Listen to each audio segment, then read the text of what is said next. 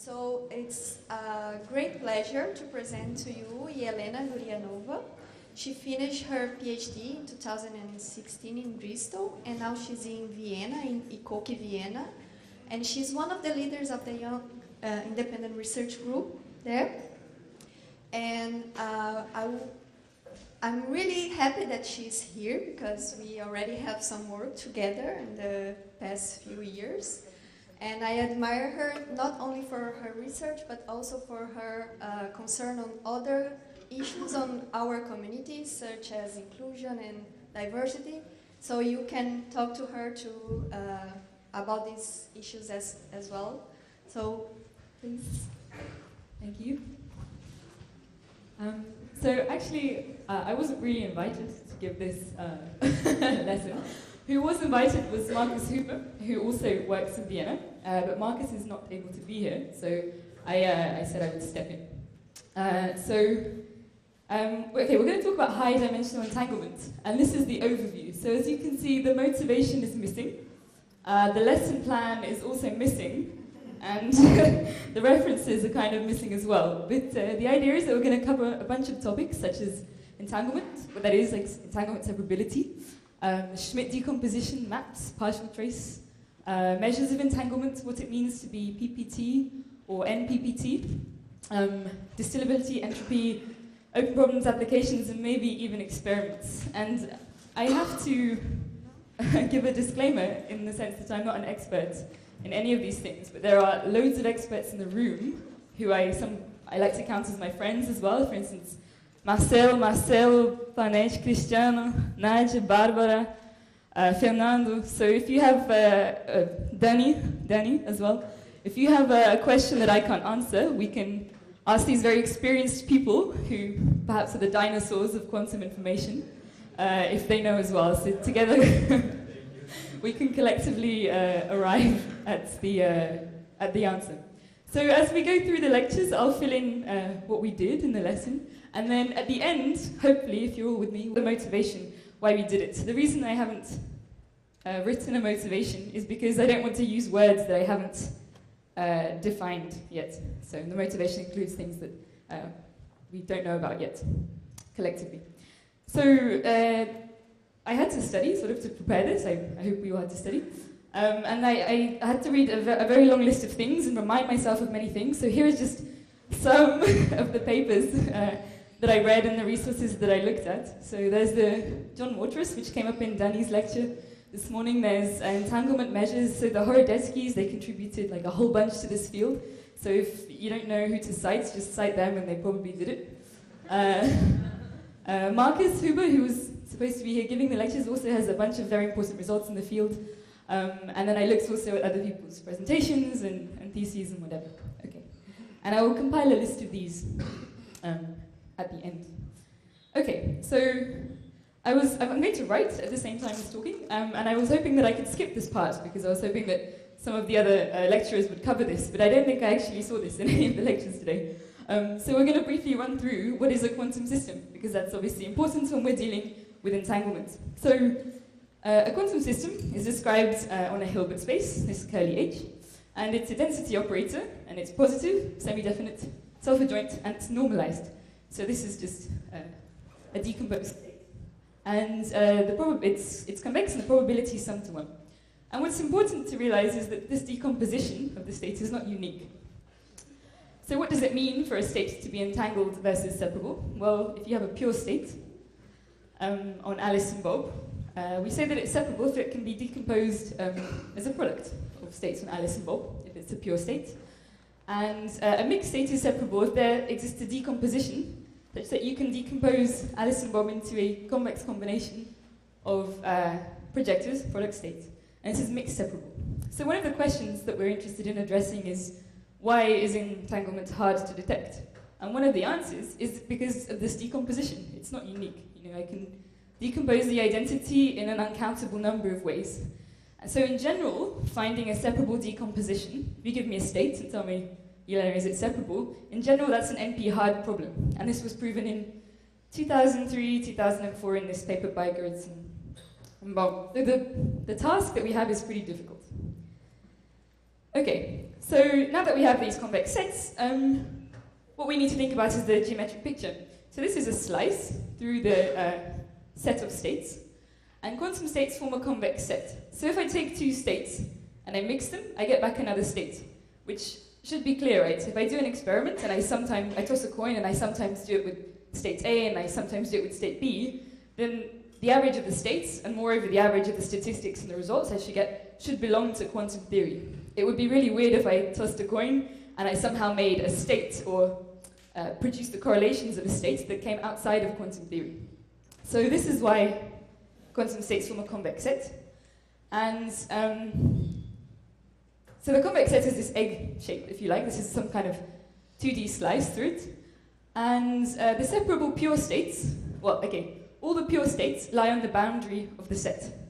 So if you're a pure state, you're somewhere on the boundary, but not all states on the boundary are pure. Can anyone give an example of a state that's not pure, that's still on the boundary of the set? And dinosaurs are not allowed to answer.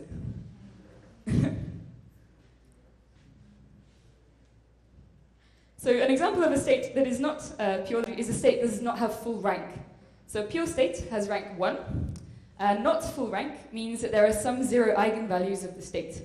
So something that is not full rank lies also on the boundary, and you can think of it in the sense that in order to produce this non-full rank state, you have to make a projective measurement onto some non-trivial subspace, which is essentially a pure subspace. So separable pure states are of measure 0 in the set of all states, and the separable states are contained strictly within the set of entangled states. So this is all supposed to be convex, so I've taken some artistic license here, but you have to imagine that, it's all convex. Okay. Now I have to do some work. Okay. So in order to better understand separable states and entangled states, in order to understand why we want to do high-dimensional entanglement, we want to look at the Schmidt decomposition and the majorization of a state. So, suppose you have a state, let's call it psi AB. So at the moment we're just dealing with bipartite states on Alice and Bob. So suppose that psi AB is a pure state on Alice and Bob. Then there exists an orthonormal basis for each party. There exist orthonormal bases. Let's write them like this. So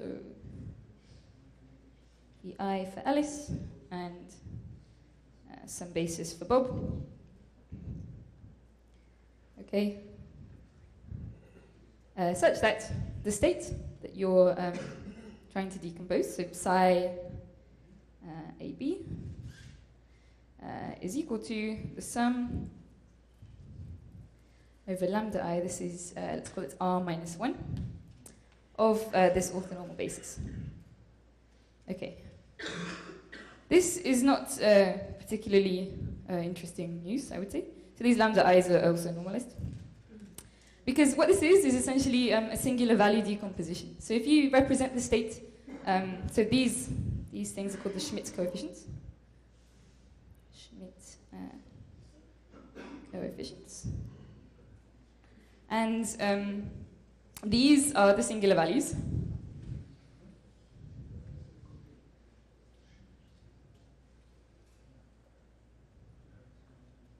In the singular value decomposition, in the SVD, I won't write it out, of the matrix Aij, if you just simply write the initial state in an orthonormal basis, so pick any basis and represent the state, and if you find the singular values of the matrix Aij, then this is the same as finding the singular values, and this is the same as finding the Schmidt decomposition of a state. Okay, so let's do an example.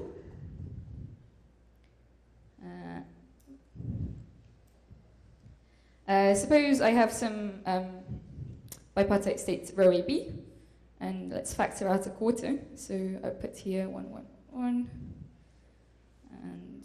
here I put some zeros, and here I put some minus 1.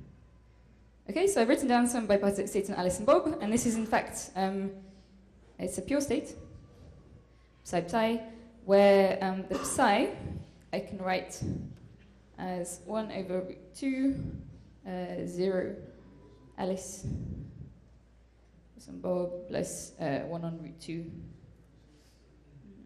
1 on Alice, and minus 1 Bob, where 1 is the eigenstate of x, if you like, so 0 plus 1 normalized, and minus is the other eigenstate of the operator z. Okay, so we say that the Schmidt rank, so right here, so Schmidt rank,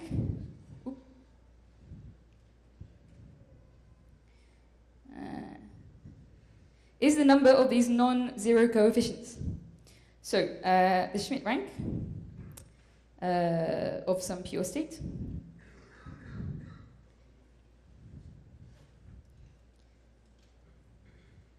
is the number of, positive, let's say call them positive coefficients. They're not going to be negative, right, because it's a state. So if R equals 1, then the state is separable. And if R is greater than 1, then the state is entangled. Okay, so for bipartite system, we have like a pretty good way of figuring out if the state is separable or entangled. I just, if the system is pure, right? So I just find the singular values, I count how many of them there are. If there are more than 1, then the state is entangled. Great. What we can do next is we can write the Schmidt coefficients in a vector. So if you, the Schmidt coefficients can be written in a vector. And this vector is going to be very important for the rest of the course because it will classify a lot of entanglements first in a vector. And let's write it in red. So this vector of some pure state psi are the Schmidt coefficients up to R of them, usually, however many, with the lambda I decreasing. So you order them top to bottom, or non-increasing. Well, non-increasing is the probably the correct term to use. Non-increasing. Okay, so that means lambda 1 is bigger than lambda 2, and so on. Okay, so since these lambda i's sum to 1, you can interpret this vector as a probability distribution as well.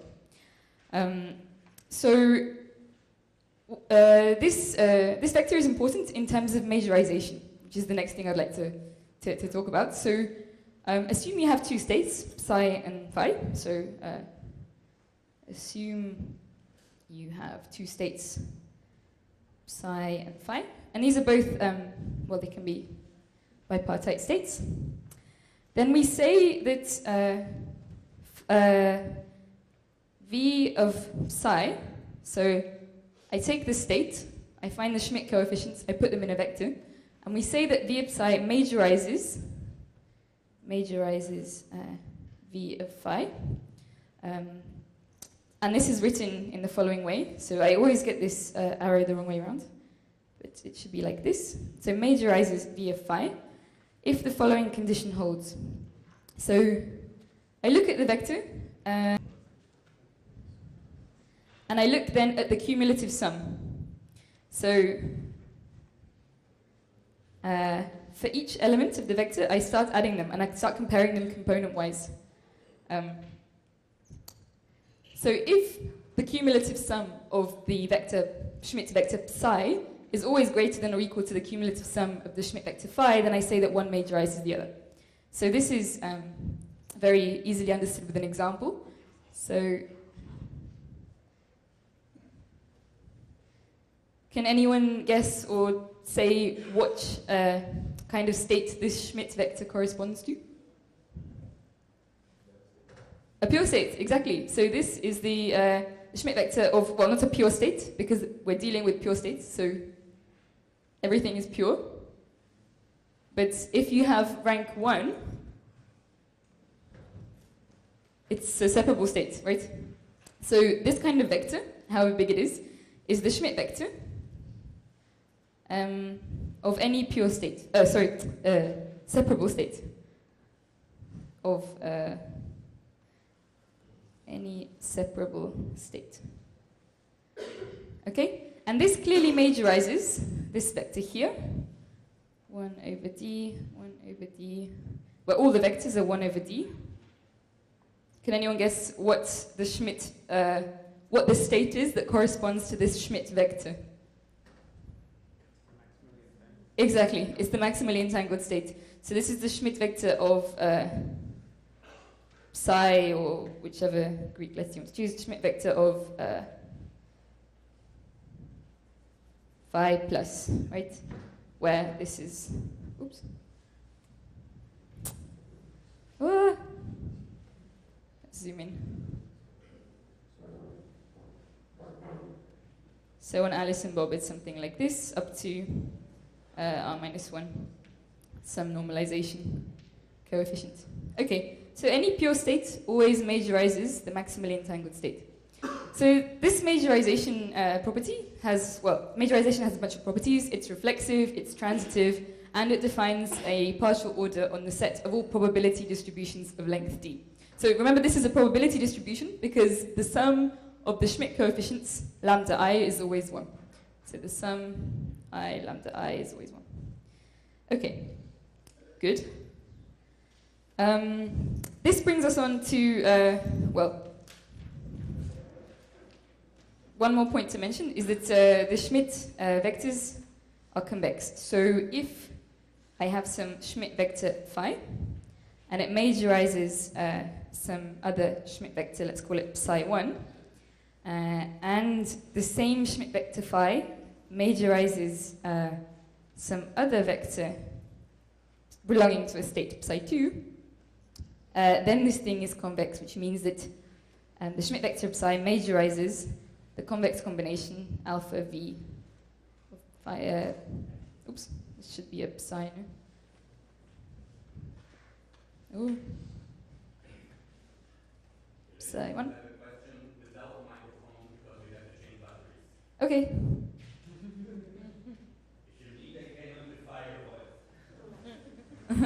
Hey.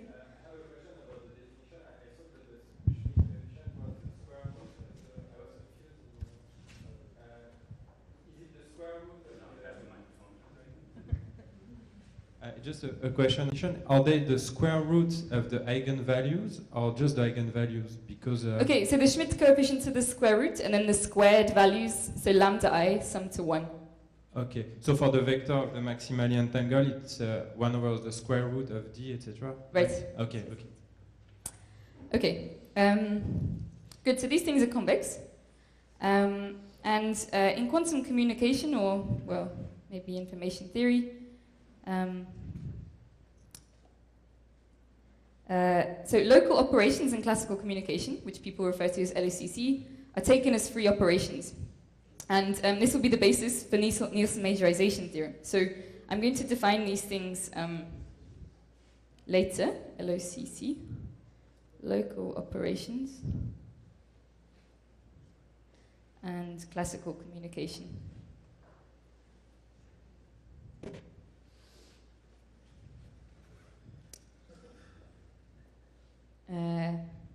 Are taken as free operations. And I'm going to define what LOCC is later in the lecture.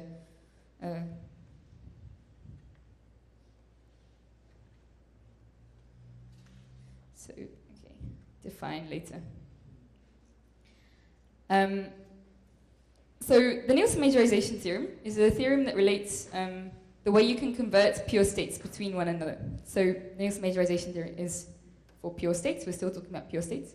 And it says that the state phi AB, so some pure state on Alice and Bob, can be obtained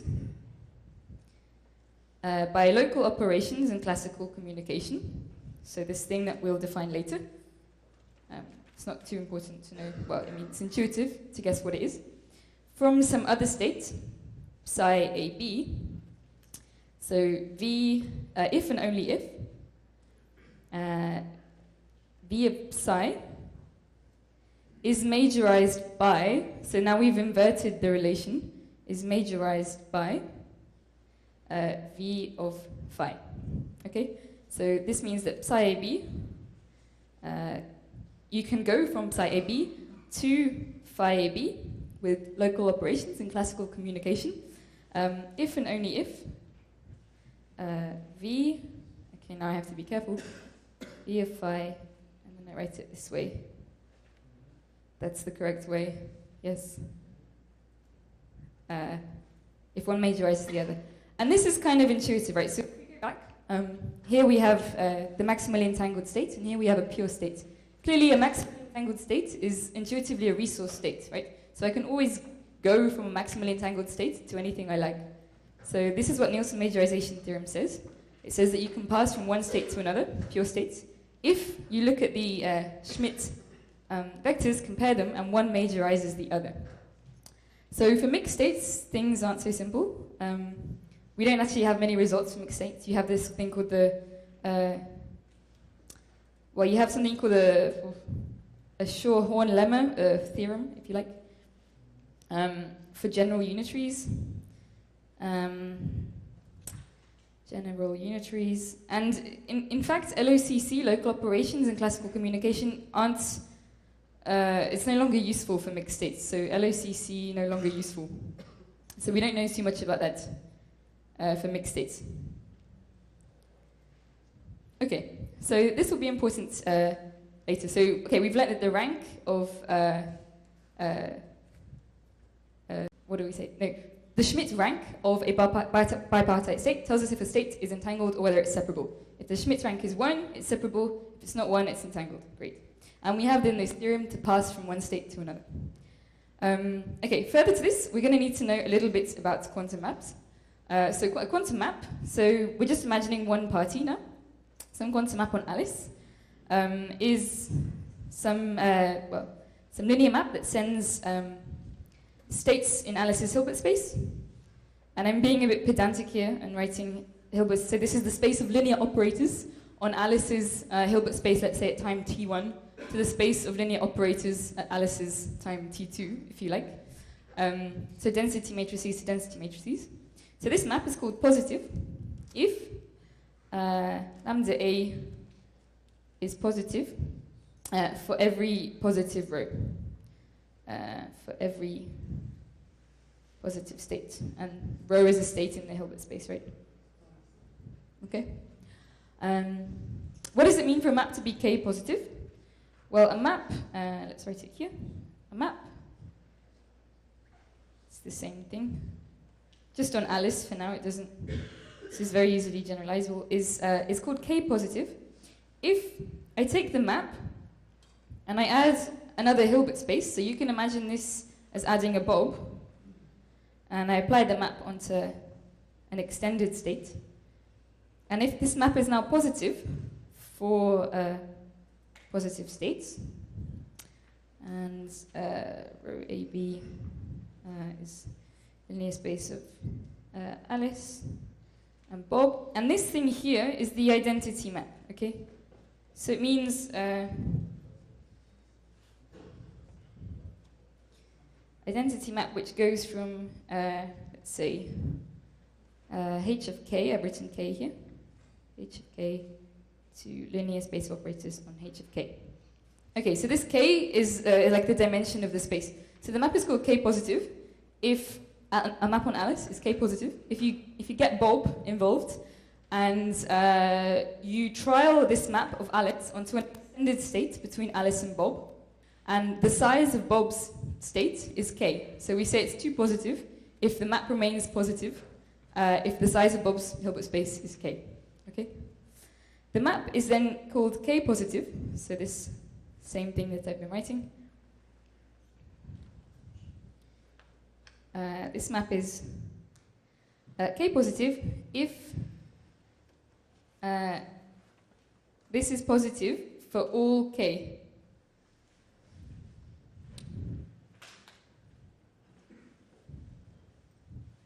And I'm going to give some examples of maps which are 1 positive, 2 positive, or not positive at all. Okay. Okay. Good. Are there any questions up till now? Hey. Actually, yeah, it was just on the previous slide when you said that when you said the Nielsen majoration theorem. Mm-hmm. So you said that we can go from one quantum state to the other with local operation if and classical communication. And classical communication if one is majorized by the other. Right. But is the inequality important, or they are different, their value? Because if I can go from one to the other, I could say that I can go from the other to the first. So no. No, you cannot go the other way. So from a pure state, say you're in the ground state, you cannot, by local operations and classical communication, make a maximally entangled state, right? Yeah. To make a maximally entangled state, you need to do a non-local operation between two parties. But what I want to say is that if I have a state phi AB and a state psi AB, if I can go from phi AB to psi AB by, for example, just local operation, it could also mean that I can go from psi AB to phi AB by local operation, right? So I don't understand. Without classical communication? So yeah, I take okay, maybe it's... So maybe you have some classical communication, maybe you don't. But the free operations are defined as local operations and classical communications. Maybe there are some pairs of states where you only need to do local operations to get from one state to another. For example, I have some product state 0, 0, and I just flip one bit, and I've arrived in the state 0, 1, and maybe that's my target state. So I didn't need to do any classical communication. Okay, so the inequality is very important. It's not just the fact that their coefficients are different. So there is no inequality here. Yeah, but from the definition of the vector v psi and v phi, they are defined through the... Well, okay, it's fine. I will ask later. Let me try to help. If I understand the question, he's concerned with the possibility of going back and forth in the transformation. So it's related, so this is an if and only if statement. So you are translating the possibility of converting with LOCC into comparing the Schmidt vectors. No, it's possible that this relation, you have two vectors that are one majorizes one and the other majorizes the one majorizes the other and the other majorizes the one. But essentially, they will be the same Schmidt vector. So it's okay, but also you can have two different Schmidt vectors that are not comparable one to the other. Yes. And then you can't go either one direction or the other. Yes, so it's if and only if one is majorized by the other. So the relation doesn't always hold. It's not when you compare two vectors, it's not always that one majorizes the other. Sometimes they are incomparable. Okay. Okay. Excuse me, at the point where you're defining K positivity, I just wanted to confirm if I understood. So the identity map goes from a unidimensional Hilbert space to a K-dimensional one? This is K. This is K so, here. The first, that's K, so that's okay. It's in the same dimension then? Right, so you pick a K is the dimension, you pick a dimension. We'll find out in the next slide what this means. Okay. Hopefully it will answer your question. If it doesn't, we'll come back. Okay, thank you.